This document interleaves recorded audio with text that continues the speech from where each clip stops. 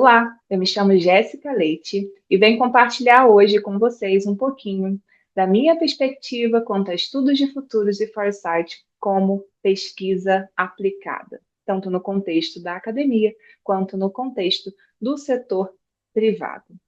Bem, eu sou uma futurista apaixonada por participação social e apaixonada por criar espaços de construção coletiva de visões de futuros desejados.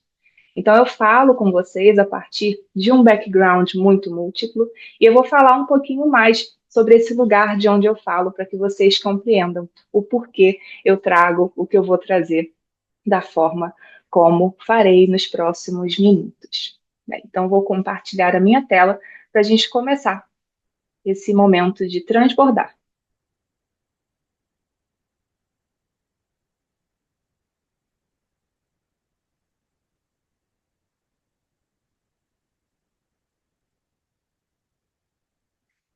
Bem, então, quando eu trago aqui para vocês estudos de futuros e foresight como pesquisa aplicada, a gente pode falar aqui de muitos temas, mas eu vou abordar especificamente como que esse recorte pode ser trazido para um contexto de quem se coloca como pesquisadora, como um pesquisador, esteja ele num contexto de academia, de universidade, ou em um contexto de empresa, né? Ou mesmo de instituição, mas aqui especificamente do setor privado. E como eu comentei com vocês, eu parto de um lugar muito múltiplo. Né? Então, trazendo um breve resumo de quem eu sou, me apresento como futurista profissionalmente, sou doutora e mestre em estudos marítimos pela Escola de Guerra Naval, aqui da nossa Marinha Brasileira. Sou fundadora e CEO do Laboratório de Futuros Positivos, o LabF+, e vocês vão saber um pouquinho mais sobre ele, né, nos próximos slides. Sou uma pesquisadora nata, me reconheci como pesquisadora na época da faculdade, e a minha formação base é como advogada. Né? E eu sempre gosto de trazer um pouquinho mais do que eu sou para além dessa veia futurista, porque acredito que a multiplicidade, né, faz parte de quem somos enquanto humanos. Então, eu também me apresento como terapeuta holística, é uma outra veia, uma outra persona minha, profissional aí, que também vem se desenvolvendo, né? E enquanto futurista, voltando ali a esse olhar, a esse campo, a esse desenvolver em estudos de futuro e foresight, eu fui me especializando na área de metodologia e de letramento de futuros. Então, eu estudo métodos e como que a gente pode construir melhor processos de construção de conhecimento sobre futuros, como que a gente pode criar espaços para que também estimule as pessoas a desenvolverem essa capacidade inata do ser humano de pensar como que o futuro pode vir a se apresentar e como que ele pode nos impactar, né? Que são as atividades aí que na área a gente chama dentro do contexto aí de letramento de futuros. Então, a partir desse olhar e dessa veia que desde o início, né, eu coloquei de estudar o método, como fazer, como construir esses processos de prospectar futuros, eu fui me enveredando para a abordagem participativa nesse fazer, nessa construção de futuros. Então, a minha agenda aí de pesquisa, tanto no doutorado quanto de trabalho também, ela foi cada vez mais bifurcando aí. Hoje eu me encontro trabalhando especificamente com o pensar desses métodos, desse fazer futuros a partir de práticas, de metodologias, de métodos, de ferramentas participativas. Então, para que vocês compreendam um pouquinho, né, desse lugar de onde eu falo, eu trago também os lugares por onde passei, que eu vou comentar sobre eles aí no decorrer desse transbordar que eu vou fazer nesses minutos que a gente tem juntos, né? Então, hoje, como eu comentei com vocês, eu faço aí parte, né, faço parte do Laboratório de Futuros Positivos, que é o LAB F+, e a partir dele, eu digo que a partir do nascimento dele, eu comecei a me conectar com muitas instituições e com muitas pessoas aí que também ressoam com o que eu trago, que é a construção de futuros participativos. Né? Então, também atuo no Instituto Toriba, que fala especificamente com o terceiro setor e com a filantropia. Sou pesquisadora do Observatório da Indústria Ceará, né, ligada aí ao Sistema Indústria do Ceará. Como pesquisadora, desde que comecei a minha jornada, né, eu atuo no Laboratório de Simulações e Cenários da Escola de Guerra Naval, que é da Marinha Brasileira, né, que fica fisicamente aqui no Rio de Janeiro, de onde eu falo nesse momento, que estou gravando o vídeo. Então, na minha jornada, eu fui passando e dançando por esse lugar de acadêmica, né, pesquisadora acadêmica e pesquisadora também nesses outros lugares, né, setor privado também, terceiro setor. Uma outra experiência, que foi a minha primeira experiência fora da academia, foi no laboratório de tendências da Casa Firjan, Sistema Indústria do Rio de Janeiro. Também vou comentar sobre ele aqui. Então, eu fui dançando, né, a partir desse meu interesse, né, que acabou se tornando uma profissão, que são os estudos de futuro e foresight, por esses diferentes lugares e diferentes linguagens, que me permitem hoje ter algumas boas práticas, alguns insights, algumas formas de compreender esse campo a partir desse diálogo, né? Então, partindo um pouquinho agora já para o nosso tema, né, a gente pode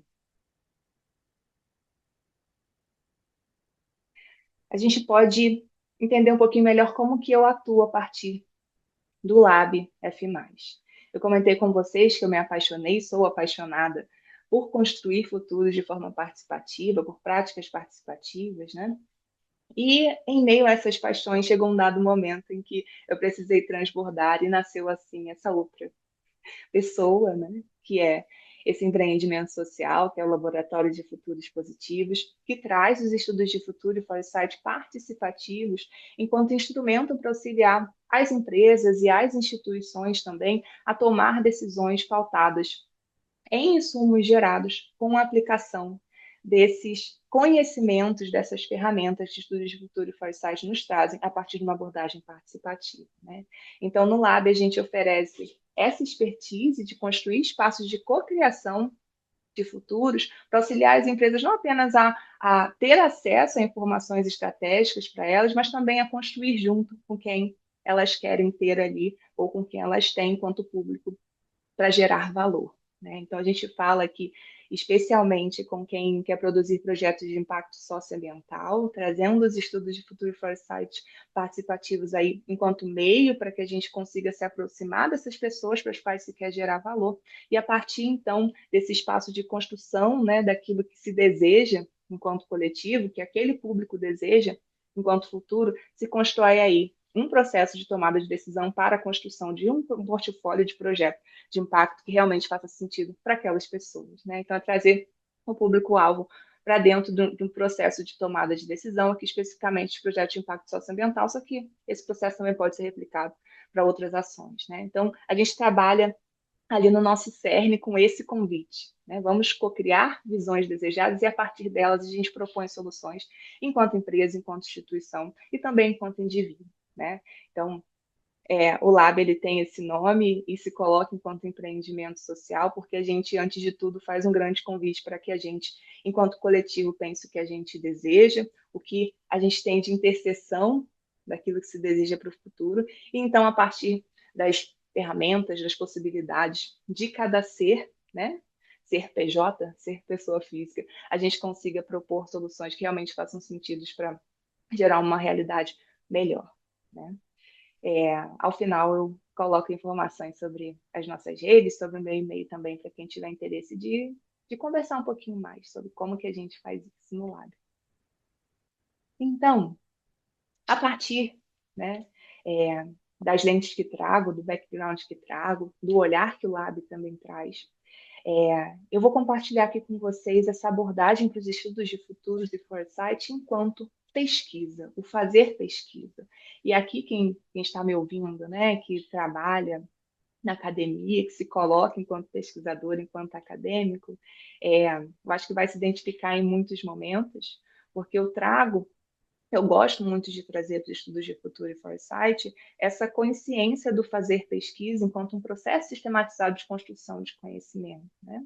E esse pensamento nos leva a ter muitas práticas que são muito boas para o próprio campo de estudos de futuros e foresight, né? Para a própria estruturação dele e para a própria qualidade daquilo que a gente entrega enquanto profissional que se propõe ou a seguir como futurista, ou mesmo a aplicar esse tipo de abordagem metodológica, ferramentas específicas ou métodos específicos dentro dos seus contextos de atuação. Então, aqui eu vou trazer um aprofundamento, né? Aqui eu gosto muito de usar a palavra convites, então eu vou fazer alguns convites a vocês e vou trazer alguns insights para que a gente olhe para estudos de futuro e foresight a partir da perspectiva do fazer pesquisa.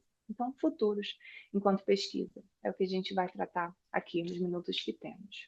E aí, a partir desse lugar de pensar futuros enquanto o fazer pesquisa, enquanto pesquisa, eu vou dançar aqui com vocês por um caminho de entender essa área, esse campo, o conjunto de métodos, de ferramentas, de abordagens que o compõem, enquanto uma ponte possível entre o fazer pesquisa e processos decisórios, tanto do lugar de quem está na academia, quanto do lugar de quem está dentro de uma empresa. Então, eu vou abordar, né, esse tema de futuros enquanto pesquisa a partir de duas abordagens, como eu comentei. A primeira aqui que eu trago, academia, para depois a gente chegar no setor privado, né? Então, a partir do olhar da academia, quando a gente fala de olhar para os estudos de futuros e foresight enquanto pesquisa aplicada, eu estou falando aqui de uma escolha metodológica, né? E essa escolha, ela trata do abraçar, da abordagem como um todo, de pensar um tema a partir da perspectiva dos estudos de futuros e foresight. A gente pode aplicar, né, esse conhecimento metodológico, esse conjunto metodológico que se tem, que compõe os estudos de futuro e foresight para estudar diversos temas. E aí eu gosto muito de dizer que eu sou a pessoa da metodologia, então eu posso estar em qualquer lugar, né? Posso ir dançando por diferentes temáticas, diferentes mundos, e isso particularmente combina muito com a forma como eu sinto a vida, né?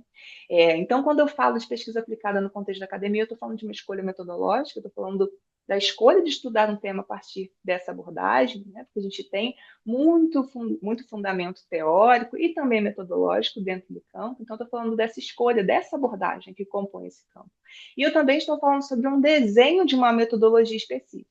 E aqui, entrando mais nesse recorte do pensar pesquisa aplicada, a gente pode construir uma pesquisa dentro da academia utilizando um método, né, ou construindo um método de estudo de futuro ou de foresight, e ao mesmo tempo a gente não dialogar, por exemplo, com um público específico. Né? E o que eu trago aqui, quando a gente fala de pesquisa aplicada, a gente está falando de uma pesquisa que ela visa ter aplicabilidade em outra realidade, né? E pode ser sim a nossa, mas dentro da academia, por exemplo, a gente pode pensar um planejamento interno de uma universidade, por exemplo, mas que também pode ser uma outra realidade, por exemplo, um setor público, que eu vou trazer aqui de exemplos que tenho da minha jornada, né? Então, quando a gente fala de pesquisa aplicada no contexto da academia, para além dessa escolha de aplicar estudos de futuro, estamos falando da escolha de aplicar estudos de futuro, entregando valor para um público específico, pensando na aplicabilidade daquele estudo que a gente está fazendo. E essa área de estudos de futuro e foresight, ela é muito potente nesse lugar, de nos auxiliar, enquanto pesquisadores, a construir um conhecimento, né, que a gente trabalha com construção de conhecimento, a fazer uma pesquisa, que ao final ela vai ter uma roupagem, né, vai ser entregue de uma forma, foi modelada de uma forma, foi feita de uma forma em que ela pode entrar em uma outra realidade, que foi a realidade que a gente estudou, e ali, né, quem receber aquela pesquisa pode aplicar de alguma forma para melhorar ali ou para dar solução a algum problema. Né? Então, falar de pesquisa aplicada sobre isso, estudos de futuro e foresight, nos auxilia muito, enquanto pesquisador na academia, a fazer isso. E quando falo aqui dessa temática, é disso que estou falando. O fazer pesquisa pensando também na sua aplicabilidade. Né? Uma vez que a gente defenda nosso trabalho final de mestrado, de doutorado, como que aquilo vai ser utilizado. Né? E o pensar na aplicabilidade do nosso trabalho é algo que se deve ter, né, no início, na construção do projeto, e eu vou passar por esse convite e esse insight, ou essa boa prática, né, que é da gente pensar a aplicabilidade da nossa pesquisa desde o início, se propondo realmente a fazer uma pesquisa aplicada. Então, aqui, no contexto da academia, falar de pesquisa aplicada, falar de futuros e foresight como pesquisa aplicada, estamos falando da construção de uma metodologia específica que já visa aí construir algo que vai ter essa aplicabilidade direta, né, para um público específico, para um contexto específico. Então, aqui a gente também está falando da construção de método. Eu diferencio o método de ferramenta, trazendo aí do direito, no meu background de advogada, a diferença que a gente tem entre processo e procedimento. Quando a gente faz um processo, a gente vai do início até o fim, a gente chega no nosso objetivo final. O procedimento está dentro do processo. Então, um momento específico que vai gerar um subinsumo, mas que ele sozinho não nos leva ao objetivo final. Né? Então, o método ele é todo esse processo, né? Do começo até o fim, que me leva onde eu quero. E dentro dele tem as ferramentas, que são esses procedimentos, né? Essas pequenas atividades aí que a gente vai fazendo e que compõem todo esse processo, né? Que compõem logo o método. Então, quando a gente fala de pesquisa aplicada, Futuros Foresight como pesquisa aplicada, no contexto da academia, a gente está falando da construção de um método que considere realmente o seu público-alvo, né, que é a realidade em que se quer impactar, desde o desenho do projeto, né, no decorrer da sua execução e também aí na sua entrega final. E agora, trazendo alguns exemplos, né, da vida prática e exemplos aí de realidades em que tive a oportunidade de ver, a gente pode pensar, né, essa aplicabilidade dos estudos de futuros e do Foresight enquanto pesquisa aplicada, né, que pensa na sua aplicabilidade ali ao final, para a gente realizar algo que é talvez uma das coisas mais importantes ali no nosso processo de nos tornarmos mestres e doutores, que é o nosso trabalho final, né? Nossa entrega ali final. Pode ser uma dissertação, mas que em alguns programas como o meu, que é um programa profissional, a gente pode entregar um relatório, entregar um produto, que foi o meu caso, né? Então, para que a gente pense essa área de futuros, né, enquanto pesquisa aplicada, dentro de um contexto de entrega do trabalho final, né, enquanto método, enquanto processo daquele trabalho final, a gente tem algumas tantas, não vou falar preocupações, mas a gente tem alguns tantos passos a seguir, né? Que às vezes em uma entrega de uma dissertação mais tradicional, às vezes podem ficar um pouquinho distantes, e eu vou falar sobre boas práticas no nosso próximo slide, né? Mas é muito importante aqui nesse momento, e nesse exemplo que eu trouxe, que é algo que eu vivi, né, que é usar e falar de estudos de futuro e foresight no nosso contexto aqui, do nosso trabalho, né, final de mestrado e doutorado, é muito importante que a gente tenha a consciência de que a gente precisa conhecer muito bem o método que a gente quer aplicar, o processo que a gente quer aplicar, e a gente precisa a todo momento entender e buscar entender melhor o público que a gente quer impactar, a realidade que a gente quer ter uma aplicabilidade. Né? Para além especificamente do pensar o tema, né, como seria ali no processo tradicional, a gente também tem que pensar em quem vai ler aquele trabalho ao final, para que, de fato, aquilo que a gente está entregando possa ter uma aplicabilidade. E é claro que depois que a gente entrega, né, depois que a gente defende, o que vai ser feito, né, com o trabalho por quem a gente deseja que leia, está fora do nosso controle, né? Mas, uma vez que a gente se comprometa a fazer uma pesquisa aplicada, né, é muito importante que a gente use de tudo que a gente tem de ferramenta, de instrumento, de percepção, de insight, para que a gente construa um processo e construa uma entrega que vai fazer sentido lá no final para quem vai ler, né? Porque isso aumenta e muito a probabilidade daquele trabalho, daquela pesquisa ser aplicada, né? E ser utilizada de fato e gerar a mudança para a qual ela se foi construída, né? Se propôs a entregar. Então a gente pode utilizar nesse contexto, né, do nosso trabalho. Talvez seja o maior desafio, porque a gente está ali sozinho, né, com o nosso orientador, com a nossa orientadora para fazer esse trabalho, mas isso pode acontecer. E aí, caso vocês tenham interesse de ler, os meus trabalhos de mestrado e doutorado são abertos, né, podem me mandar mensagem também que eu envio para vocês, mas só para vocês entenderem como que eu apliquei, né. No meu mestrado, eu estudei a relação entre as marinhas do Brasil e da China, com um olhar da diplomacia naval. Então, eu trazia esse método, especificamente de cenários, né, construir o método de cenários para compreender essa relação entre essas marinhas a partir do olhar da diplomacia. Então, eu prospectei essa relação. Então, eu utilizei um método específico e cenários, aqui nesse caso, para entregar o meu trabalho. Né?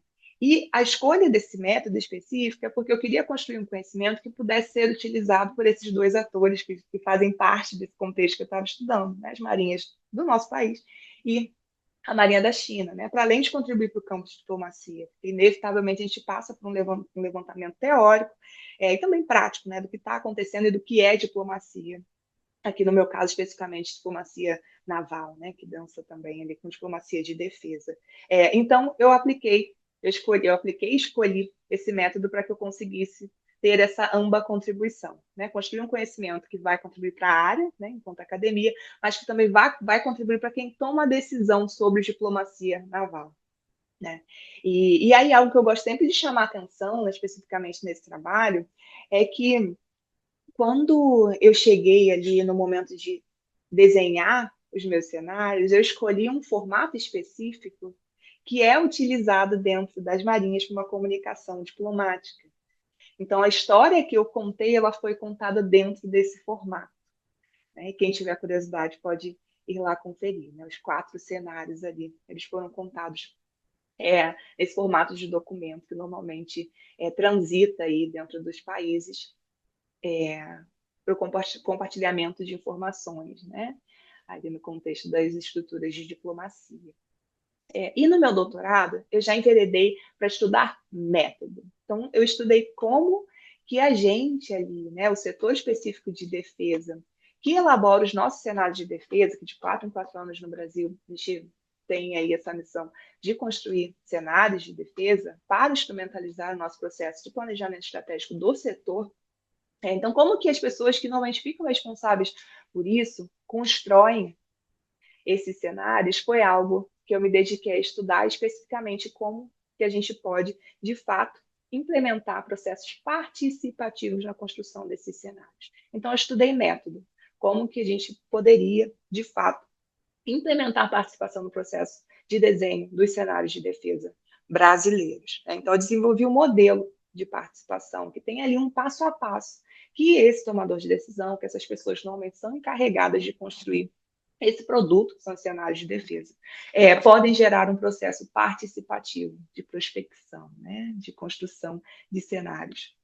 Então, eu estudei método. E aí, de novo, né, eu acho que tem muitas camadas no meu doutorado do porquê da minha escolha de metodologia, que eu usei o design thinking, especialmente pensando que eu queria construir algo que trouxesse que fizesse sentido para quem, no final, fosse ler aquilo, e que trouxesse o olhar de quem vive essa realidade, né? Que não sou eu, estou ali enquanto pesquisadora. É, então, toda a construção desse trabalho de doutorado, em especial, foi muito preocupada em ouvir quem vive essa realidade e construir algo que, de fato, possa ter essa aplicabilidade ali e possa ter uma perenidade ali dentro. Porque, diferentemente do mestrado, que eu estava gerando informação, que também é muito relevante, né? Mas os cenários em si, eles sempre precisam ser atualizados, né? Então, é uma informação ali que dá esse print de possibilidades, mas que precisa ser sempre alimentado. No meu doutorado, eu já queria realmente propor uma estrutura do fazer pesquisa, o fazer pesquisa de uma forma participativa, então era ali uma mudança mais estrutural e até muitas vezes em algum nível cultural, né? Então, todo o meu processo de construir esse modelo para pensar essa melhoria de metodologia, que já era o lugar em que eu estava, aqui no doutorado, diferente do mestrado, ele foi feito a partir realmente da construção colaborativa, da escuta, né, de quem vive essa realidade. Então, é o público que eu quis impactar, ele fez parte do meu processo. Né? Então, foi uma pesquisa aplicada. E aí, com essa veia realmente de escuta muito forte, para se gerar algo que fizesse sentido. Né? E em ambos os casos, eu tive meus pequenos sucessos. Né? No mestrado, esse estudo foi utilizado, né, para um setor específico ali, dentro da escola de guerra, né, dentro da Marinha, que pensa, né, muito a área ali de uma think tank. Aí tive a oportunidade de fazer uma entrevista sobre o que eu captei, né, da pesquisa, para que eles conseguissem utilizar ainda melhor aí o trabalho. E no doutorado, eu defendi faz pouco tempo, que eu falo com vocês de 2025. Então, eu defendi em março desse ano, mas eu também já tive feedbacks muito legais, aqui no caso do setor de defesa brasileiro, né? Quanto à possibilidade de aprender a partir dessa proposta que eu fiz do modelo de participação e pensar aí em como que eles poderiam não só pensar a participação, mas também pensar na aplicabilidade desse modelo. Então, esse primeiro tópico aqui é uma prova de como que a gente, enquanto pesquisador na academia, pode construir conhecimento de forma séria, com rastreabilidade, e que possa ser aplicado ali na realidade que a gente estuda, e mais, que possa ser construído a partir realmente da escuta das pessoas que estão naquela realidade, né? E essa escuta, né? E essa preocupação de trazer esses atores para o centro é algo que a gente pode aprender muito, que eu aprendo muito enfim, aprendi e aprendo muito, que é metodologia participativa, né? Para além de estudos de futuro foresight, a gente tem aí todo um campo que fala sobre processos de construção de conhecimento participativos, que pode ser muito útil para quem se interessa no tema. Então, outra possibilidade da gente aplicar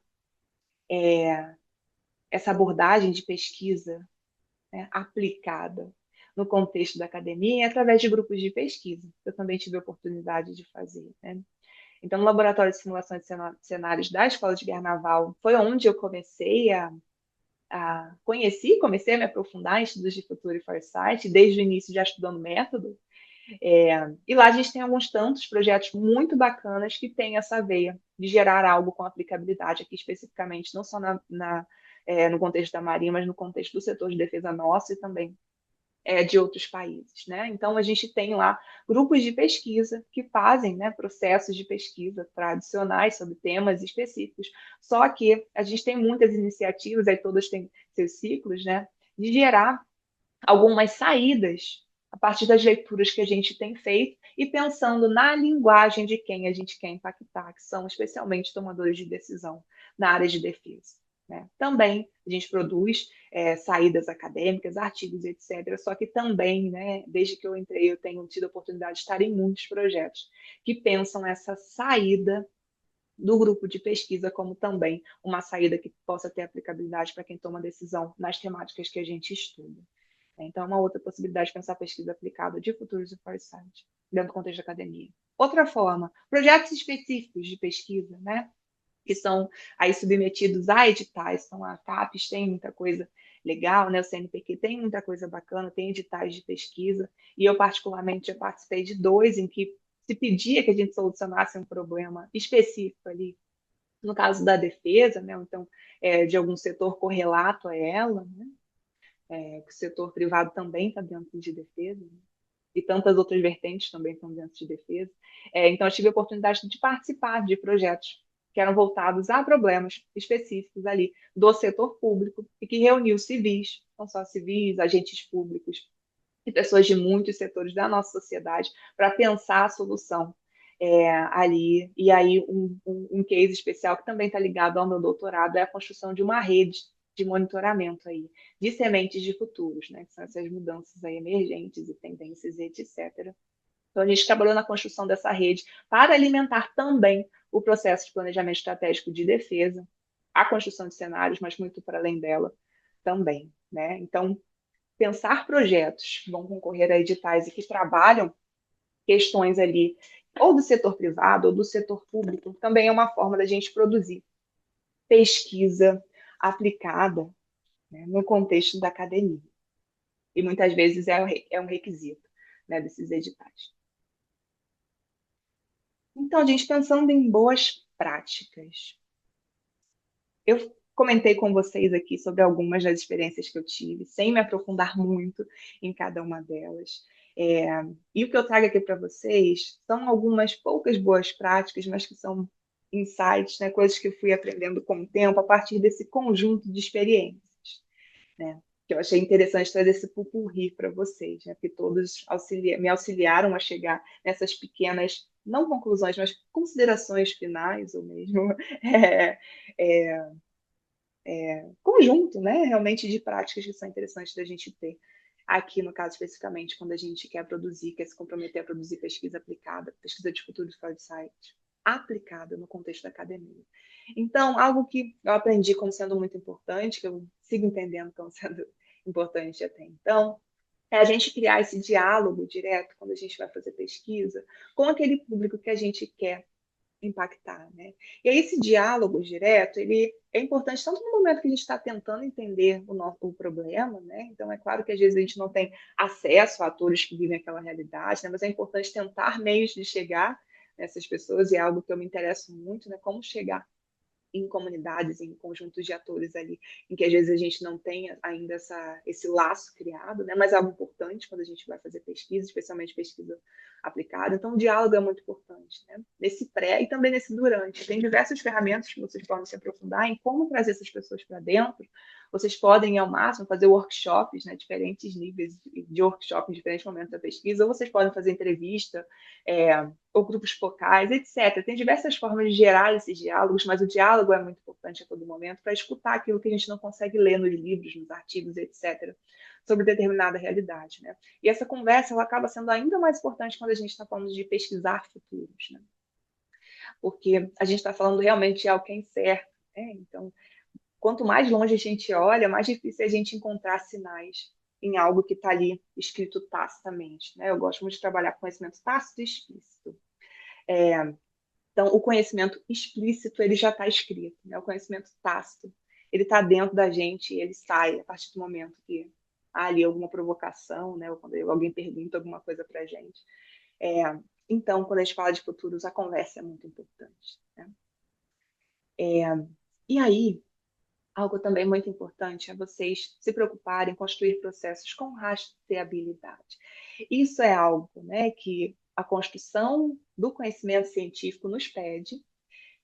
Algumas críticas vêm à área de estudos de futuro e foresight, dizendo que não, peca em rastreabilidade, não é ciência, só que não. Quando a gente vai fazer, de fato, uma pesquisa utilizando o método de foresight, de estudo de futuros, a gente necessita criar um passo a passo muito rigoroso quando a gente realmente, né, segue ali os ditames metodológicos da área, é claro, para que a gente consiga construir um conhecimento ao final e construir um conhecimento ao final que a gente de fato possa ali entregar para quem a gente quer gerar valor. Então, a construção desse processo pormenorizado, a rastreabilidade de tudo que se faz, catalogação, de como que se chegou ali nos microinsumos, né? E no processo final é muito importante. E isso dá muito mais credibilidade para o nosso trabalho, no geral, né? E na academia eu entendo como indispensável. Né? Essa preocupação com o nosso processo é muito importante. E aí, ainda nessa preocupação, planejar o que a gente vai fazer, né? Aquele desenho de projeto, que sempre pedem para a gente, né? Pré-projeto, pós-projeto, é algo de suma importância também. Eu sei que muita gente não gosta de metodologia, e eu estou, na verdade, falando aqui sobre metodologia no momento, porém, quando a gente sabe o que a gente vai fazer na nossa pesquisa desde o início, sabe o processo que a gente vai seguir, fica muito mais fluido no decorrer, né? Mestrado, no doutorado, num grupo de pesquisa, num projeto. Quando a gente desenha previamente, a gente planeja aquilo que vai ser realizado em termos metodológicos, os processos, os procedimentos. Quanto mais a gente consegue antever ali, colocar bonitinho, melhor a gente flui, mais fácil fica o processo. A gente está trabalhando com equipes muito grandes. Esse planejamento e esse desenho é fundamental para diminuir o caos, né? Porque são muitas pessoas, cada uma com o seu background, cada uma com a sua agenda. Então, se todo mundo sabe o que tem que fazer, em que momento, facilita muito mais para quem está gerenciando e para quem está fazendo ali também, executando, né? Então, esse planejar é muito importante. E a partir desse planejar, a gente também consegue lidar melhor com os riscos que aparecem no meio do caminho, porque isso é inevitável, né? Então, adaptações são necessárias. No meu mestrado, eu tive que fazer uma adaptação. Eu ia utilizar um software específico para fazer impactos cruzados, tive que utilizar outro, né? Mas eu sabia exatamente onde eu queria chegar. Então, essa mudança foi feita de uma forma muito consciente e não impactou no meu resultado, né? No micro resultado que eu precisava, no resultado final também não impactou de forma negativa, né? Me permitiu fluir por onde eu desejava, por onde eu desenhei, por onde realmente eu fui ratificando que fazia sentido para chegar no meu resultado final. Então, planejar também ajuda a gente a adaptar de forma consciente e mais fluida. E aí, algo muito importante também, quando a gente vai fazer pesquisa aplicada, pensando em futuros, aplicando futuros do Foresight, é que a gente saiba escolher as ferramentas que a gente vai utilizar, né? Eu comentei com vocês como que eu trago a diferença de método e ferramenta, né? Então, a ferramenta, ela está dentro de todo aquele processinho. E aí, quando a gente fala ferramenta, a gente está falando do workshop, a gente está falando Delphi, para quem já é da área e conhece, a gente está falando de questionário, entrevista, enfim, as tantas ferramentas, mineração de texto, as tantas ferramentas que a gente pode utilizar para gerar os insumos que a gente precisa, para construir o conhecimento que a gente quer gerar. Né? E aí, essa ferramenta ela é muito importante, e é importante que a gente saiba também escolher ela, né? E aqui eu coloquei sobre o estar atento aos recursos. O que é recurso, Jéssica? Recurso é dinheiro, é sim, né? Muitas vezes a gente pensa primeiramente nisso, mas recurso também é tempo, recurso também é a quantidade de pessoas que você tem para aquele projeto. Recurso também é a infraestrutura que se tem. Então, eu quero fazer uma oficina, você tem espaço para isso? Você tem tempo para isso? Você tem pessoal para isso? Quero fazer algo online, né? Quero fazer mineração de texto em tal software. Você tem a verba para isso? Ou você quer investir nisso? Então, a escolha da ferramenta, ela passa por muitas perguntas que é importante que a gente faça, né? E eu não vou me alongar aqui, mas eu bebo muito da gestão de projetos para pensar a construção de uma pesquisa, especialmente uma pesquisa aplicada. E aqui, quando a gente está falando de ferramentas, é importante a gente também beber desse, especialmente desse olhar de que recursos eu tenho, recursos de uma forma bem mais ampliada, né? E você ter realmente habilidade para conduzir aquela ferramenta é fundamental. Né? Muitas vezes a gente quer fazer algo muito bacana, só que para a gente aprender a aplicar aquilo de uma forma realmente aceitável, né? O que vai levar de fato onde a gente quer, a gente vai precisar de 3 meses para aprender e a gente tem que pegar o projeto em um mês. Aí não dá, a gente muda a nossa estratégia. No meu mestrado, eu comentei com vocês aquela mudança que eu fui fazer, foi baseada especificamente nisso. Não estava segura de utilizar a ferramenta com o conhecimento que eu tinha dela até então. Né? Eu queria estudar mais sobre ela, sobre o funcionamento dela, como que ela entrega as coisas, o porquê que ela entrega daquela forma, para que eu, de fato, aplicasse no meu trabalho de forma tranquila. E né, eu tive que fazer uma análise ali fria e pensar, bem, não tenho tempo para isso. Então, como que eu soluciono essa questão? Então, essa humildade também de entender o que a gente tem a habilidade para aplicar naquele momento também é algo muito importante para o fluir do trabalho e também para a paz mental né, do pesquisador. E outra coisa muito importante nesse construir de pesquisa de futuros e foresight no contexto da academia, é a gente sempre se preocupar com a linguagem que a gente vai utilizar na construção desse conhecimento e principalmente na nossa entrega final. Né? Quando a gente fala especificamente de métodos de cenários, por exemplo, ele traz muito disso, né? A gente conta histórias para de fato impactar a forma como as pessoas pensam, né? Trabalhando aí com o que o storytelling traz para a gente de bom. Então, a linguagem é algo muito importante, né? Com cenários ou não cenários. Se a gente está pensando em pesquisa aplicada, novamente, a gente está pensando em gerar valor para alguém ou para algum contexto.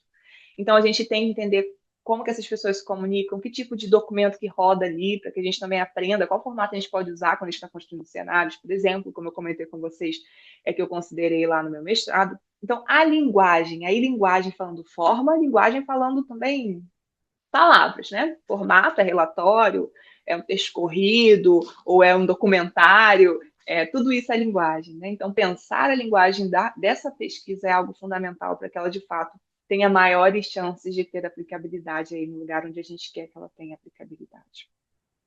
E aí, gente, falando agora do setor privado, né? Beleza, Jéssica, você trouxe esse fazer pesquisa no contexto da academia, e acho até que eu me alonguei, né? Fiquei animada lá. Mas agora trazendo para o setor privado.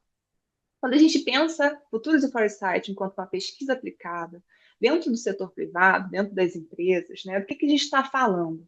A gente está falando de processos de acesso à informação, a gente não está falando aí de ferramentas, de métodos, de abordagens que ajudam a gente a entender o que está acontecendo no mundo e como que ele pode se apresentar lá na frente. Né? Então, acesso à informação. Porque para a gente chegar, por exemplo, num desenho de um cenário, ou de 4, a gente precisa ter estudado muito de notícia, de documentação ali oficial e etc, etc. A gente bebe de muito dado e de muita informação para gerar esse conhecimento de futuro possível. Então, quando a gente está dentro do contexto do setor privado, tanto do que se faz quanto do potencial que se tem, né, pensar futuros foresight enquanto pesquisa nessa realidade, a gente está falando sobre acesso à informação.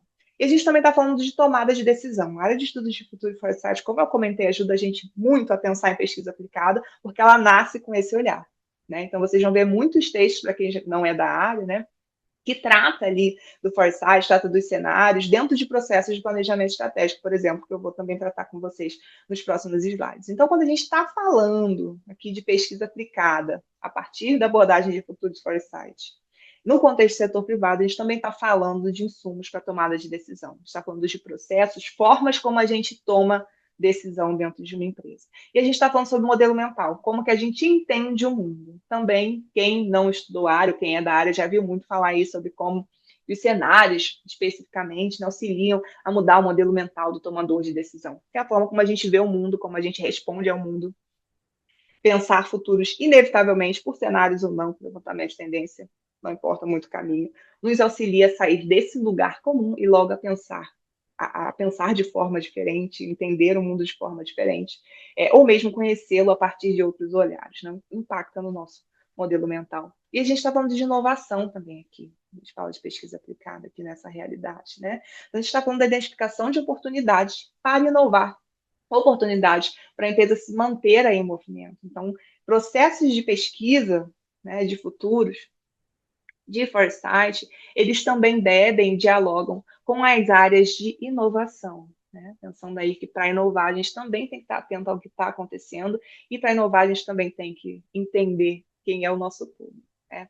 E a gente também está falando aqui sobre competência, né? Uma habilidades que podemos usar.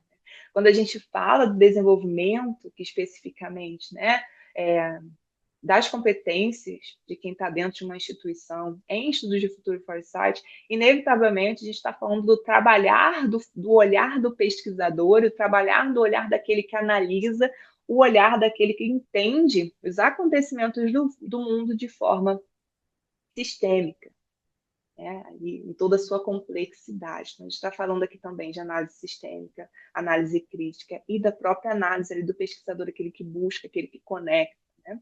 Então, a gente aumenta, inevitavelmente, a partir desse olhar, né, o potencial inovador do time, de quem está dentro de uma instituição, quando ela bebe desse lugar de estudo de futuro e foresight, e também, logo, né, o próprio potencial inovador da instituição, da organização.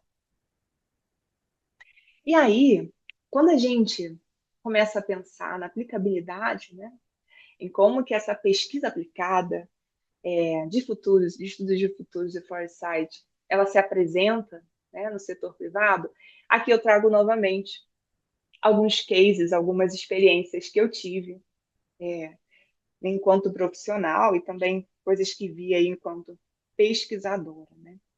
Então, no contexto do setor privado, a gente aplicar estudos de futuro e foresight com esse olhar de pesquisa aplicado, pesquisar para aplicar em algo, né? A gente vê muito mapeamento de tendências. Então, eu comentei com vocês que eu trabalhei no Lab de Tendências da Casa Firjan, e lá, né, se tem esse trabalho muito forte de mapear tendências da indústria brasileira e também do mundo, e gerar ali materiais informativos. Ali no caso, né, do lab específico, a gente gera para todo o setor da indústria, né? Mas se a gente estivesse falando de uma empresa específica, poderia se fazer esse mapeamento, como eu já vivenciei também, né? Para aquela instituição, né? E aí será algo que se bebe internamente, mas também para fora, ou só para alguns stakeholders, ou de forma geral, para mostrar o que a instituição está vendo dentro do setor que ela atua de mudança, né? Que ela acha relevante de se observar. Então, o mapeamento rotineiro de tendências é algo que se vê e que é super possível dentro de uma empresa, de uma organização aí que conversa com as empresas, né? E aí é muito importante quando a gente faz esses mapeamentos, que aí eu tive essa experiência também no Lab de Tendências, que é da gente não parar ali no levantamento de tendências, que eu, em boas práticas, eu vou falar um pouco sobre isso, né? Porque eu fui ratificando essa percepção em muitos lugares que eu passei. Quando a gente entrega um relatório de tendências, né, algum material que fala de tendências, muitas vezes quem não tem conhecimento da área tem dificuldades de aplicar aquilo no seu dia a dia. Tá, beleza. Eu estou vendo aqui o aumento do uso de IA nas empresas automotivas, sei lá, né? Aí a pessoa pode ter alguma dificuldade, né? Chega ali um empresário, de como que ela vai transformar isso, sei lá, em um projeto, uma melhoria interna, ou em alguma ação para responder ao desafio ou aproveitar a oportunidade, né? Muitas vezes tem um pouco dessa dificuldade. Aqui eu peguei um exemplo que eu acho que é mais conhecido, né? Mas tem alguns outros, né? Eu gosto e trabalho muito com tendências e com sinais de mudança sociais, realmente, no comportamento humano, né? E aí tem alguns comportamentos, né? Que quando chega na ponta, na forma de um relatório, algumas pessoas não conseguem transformar em mudança interna. Então é muito importante quando a gente trabalha, aí não só com esse tipo de entrega, né, que é o mapeamento de tendências, mas qualquer outra entrega de futuros que a gente faça essa ponte. Eu vou comentar sobre isso mais nos próximos slides. Então, uma forma de ver pesquisa aplicada em futuros foresight por esses mapeamentos rotineiros de tendência, né, que geram normalmente relatórios.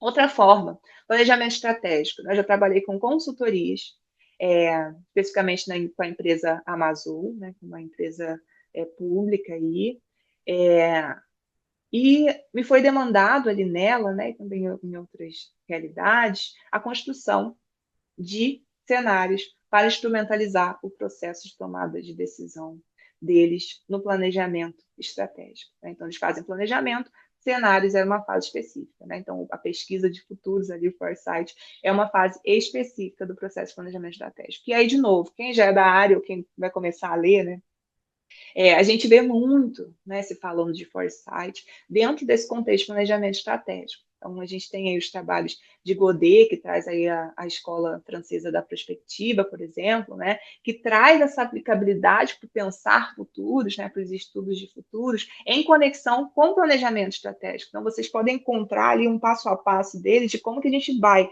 da construção de cenários, que é com que ele trabalha, até ali a construção do planejamento estratégico, né? Então, quando a gente fala, né, de futuro de foresight quanto a essa pesquisa que tem uma aplicabilidade dentro do contexto empresarial, a gente vê muito essa conexão, né, de planejamento estratégico com essa construção de futuros. E aí os cenários eles são muito fortes ainda, né? A Shell também trabalha dessa forma e outras instituições, né, de fora e aqui também. E governos também trabalham com essa conexão. A gente, né, na área de defesa também trabalha, que eu comentei com vocês, que essa é uma das minhas pautas de pesquisa, né? Então, pesquisa aplicada, setor privado, futuros e foresight, ela aparece aqui nessa conexão com planejamento estratégico muitas vezes. Né? E uma conexão que também acontece, que aqui a gente também está falando de processo decisório, né? O planejamento estratégico também fala de processo decisório. Pesquisa de futuro de foresight aplicada a processos de construção de portfólio. O Lab F+, trabalha com essa proposta, né? Vamos utilizar esses instrumentais, essa abordagem de estudos de futuro e foresight, para gerar insumos para a construção de portfólios, e especialmente portfólios de impacto socioambiental. Então, todo esse processo, né, de construção, de não só de visões de futuros, mas de futuros possíveis, eles também podem ser aplicados ao contexto de projetos especificamente, não só no planejamento, mas aí na decopagem né, da estratégia, nessa construção de portfólio de impacto, de priorização de portfólio também. Essa é uma outra aplicabilidade, uma pesquisa aplicada à construção de um portfólio que quer gerar impacto. Né? E aí aqui também é muito importante pontuar a importância do como que a gente gera esses futuros. Porque a ideia aqui, especialmente quando a gente está falando de impacto socioambiental, é que a gente gere essas informações sobre o mundo, sobre o que está acontecendo e aquilo que desejamos também, a partir de uma abordagem participativa, trazendo quem a gente quer impactar para dentro desse processo. Né? Outro ponto, né, de exemplo aqui, pensar a pesquisa aplicada de futuros e foresight no contexto do setor privado também é vista, e já experienciei, né, de diferentes formas, em diferentes lugares, a partir ali daquele conjunto de conhecimentos e de ferramentas que podem ser apropriadas pelos colaboradores, né, daquela organização. Então, a gente pode pensar essa pesquisa como um convite a treinamentos também. Né? Todo esse conhecimento do fazer pesquisa, ele também acaba chegando nas instituições privadas, e aí acho que eu posso falar que em todos os lugares que estive, né, e estou, eu experienciei esse olhar do treinamento, né, de capacitar as pessoas em fazer essa pesquisa. Então, dentro do setor privado se vê muito nessa busca por esses treinamentos. Não só o setor privado, né? Setor público, terceiro setor também. Né? Então, pensar futuros forçados com pesquisa aplicada também é pensar em um outro mundo que pode ser passado e apropriado pelos colaboradores de uma organização para que se gere aí esses momentos de treinamento, né? E, inevitavelmente, uma maior também consciência sobre o pensar futuros. Eu vou falar um pouquinho nas boas práticas.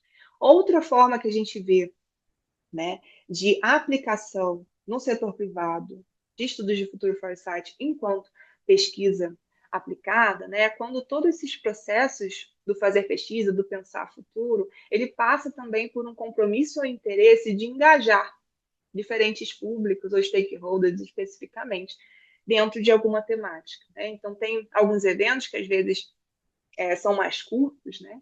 Em que se coloca ali na pauta, por exemplo, pensar o futuro do hidrogênio verde. Né?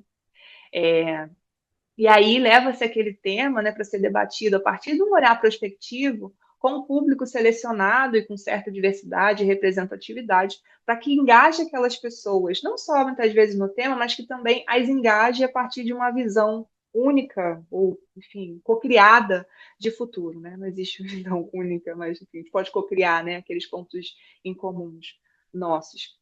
Então, a gente vê, né, estudos de futuro e foresight nesse lugar de aplicabilidade, também no contexto do setor privado, como esse mundo de possibilidade de construção de eventos para engajar diferentes públicos, diferentes olhares, né, em temáticas específicas, e aí, inevitavelmente, também gera informações e insumos para outros processos de tomada de decisão. Né? E aí, essa participação ela pode acontecer tanto para fora quanto para dentro também. E aí, para a gente começar aqui a fechar, né, esse transbordar. Quando a gente fala de pesquisa aplicada, de futuros e foresight no setor privado, alguns insights e boas práticas que trago para vocês. Né? Novamente, um recorte aqui de coisas que vivi, senti, ratifiquei, ou enfim, eu estou ratificando aí. É muito importante ter a escuta ativa, quando a gente, especialmente quando a gente chega enquanto consultor, né, para uma empresa, ter uma escutativa quanto àquilo que eles já fazem. Quais são os processos e procedimentos que já existem? Estou produzindo cenários para um planejamento estratégico. Como vocês faziam antes? Quem é responsável por isso? Qual é a formação daquela pessoa?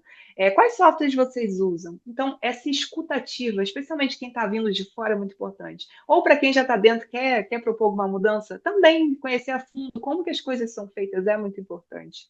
Porque também é muito legal quando a gente já aproveita aquilo que já se tem. É o outro ponto que eu trago aqui. O fazer pesquisa, muitas vezes, né, em empresas, seja menores ou maiores, já existe de alguma forma, né? Acho que agora no nosso dia a dia, todo mundo às vezes pega o celular ali, né, para fazer pesquisa sobre algumas coisas, ou enfim, tem planos. Né? Vou fazer uma mudança, começa a fazer pesquisas sobre onde eu vou morar, né, e faz uma catalogação. O fazer pesquisa, né, que é o que a gente está falando, muitas vezes já existe na vida dos profissionais e na vida das organizações também. Né? Então, é importante quando a gente está propondo, né, para aquelas instituições que ainda não têm essa veia do pensar futuros, quando a gente está propondo esse, essa, essa nova postura de fazer pesquisas com esse foco de prospectar possibilidades de futuro, é também muito importante que a gente aproveite aquilo que já se tem, né? E afaste aquilo que nos leva a compreender que essa mudança ou essa nova proposição, ela está apagando tudo que passou. Não, né? Para agregar valor, né? Talvez algumas posturas precisem mudar, né? Como o imediatismo, né? Já tem coisas que a gente precisa responder de forma rápida, mas enfim, a nível cultural talvez tenham mudanças mais profundas, só que é muito importante quando a gente está propondo esse uso, né, da pesquisa aplicada em futuros, que a gente também aproveite as estruturas de fazer pesquisa que já se tem, né, quebrando aí as distâncias daquilo que se propõe para aquilo que já se faz. E aí, de novo, a questão da linguagem é muito importante, né, especialmente quando a gente está falando com uma instituição que está tendo uma organização que está tendo o primeiro contato com essa área, ou a gente internamente está propondo que se passe a utilizar, né, essa abordagem de futuros, um planejamento estratégico para fazer um projeto, ou mesmo para conversar com os stakeholders, é muito importante que, sim, a gente compreenda, né, os pormenores ali da área, mas que também a gente leve essa informação de uma forma palatável para quem está ouvindo, né? E, de novo, para que a gente consiga realmente dialogar, né, e trocar. E aí a questão da aplicabilidade, que é o que eu já comentei anteriormente, né? Outra boa prática que eu trago é da gente realmente fazer essa ponte, né? A gente, enquanto pesquisador, está dentro de uma instituição privada, ou mesmo uma instituição do sistema S, né? É, e a gente produzir um relatório, né, de tendências ou enfim, ou cenários específicos, é muito importante que a gente consiga fazer esse, esse depara, né? Beleza, a gente mapeou isso de possibilidade de futuro, e a gente entende que pode impactar dessa forma. Ou mesmo fazer eventos, fazer workshops, oficinas, em que você convida as pessoas a fazer isso, você conduz a pessoa nessa ponte entre a pesquisa que foi feita e como que ela vai utilizar no dia a dia dela, né? Então, pensar e mostrar essa aplicabilidade é muito importante e estar nesse lugar realmente de, de auxiliar, né, nessa ponte do trabalho que foi feito na sua aplicação é muito importante, até para que ele, né, tenha essa sobrevida depois da sua realização. que tenha perenidade. E aí eu entro na questão da cultura, né? Quando a gente está falando de pesquisa aplicada e pesquisa no contexto de estudos de futuro e foresight, dentro do contexto de organização, muitas vezes a gente encontra muitas barreiras culturais. Aí seja porque ele já fazia as coisas de outras formas, né? Ou seja, porque eles não veem valor em pensar futuro, né? Tem a cultura ali do curto prazo, né? Curto prazismo. Então, quando a gente vai levar uma propositura, seja você interno ou externo, né? Contratado ou contratada, é importante começar esse diálogo do porquê que é importante pensar em futuros e porquê que quando a gente está pensando no longo prazo, a gente também está pensando no agora, né? Então, propor pesquisa aplicada em futuros também é conversar sobre essa cultura, né, do olhar para o futuro, essa cultura do longo prazo, para que, de fato, aquilo que está se propondo enquanto pesquisa, ela tenha perenidade realmente com o processo, né? Passe a ser algo aí que, que realmente esteja dentro de tudo que aquela empresa oferece, né? E assim, gente, eu encerro esse transbordar. Eu gosto muito de falar de tudo isso que eu trouxe para vocês, tentei ser o mais sucinta possível. Espero que vocês tenham captado um pouquinho, pelo menos, né, é, dos convites que eu senti de fazer para vocês aqui nesse vídeo. Quem sentir de conversar mais, esse é meu Instagram, jessica.futuros. Esse é o Instagram do Lab, Lab F Positive. O site também, www.labfpositive.com.br. E esse é meu e-mail direto, que vocês conseguem também falar comigo. Eu digo que eu me encontrei na área de estudos de futuros e foresight e me reencontrei comigo novamente quando eu tive a oportunidade de me aprofundar no pensar futuros de forma participativa. Então, estar aqui transbordando para vocês, né? Um pouquinho do que compõe essa minha jornada enquanto profissional é muito valioso. E se quiserem conversar mais, vai continuar sendo muito gostoso para mim. Então, por favor, não hesitem em entrar em contato. É uma alegria fazer parte desse projeto e a gente se vê em breve. Tchau, tchau.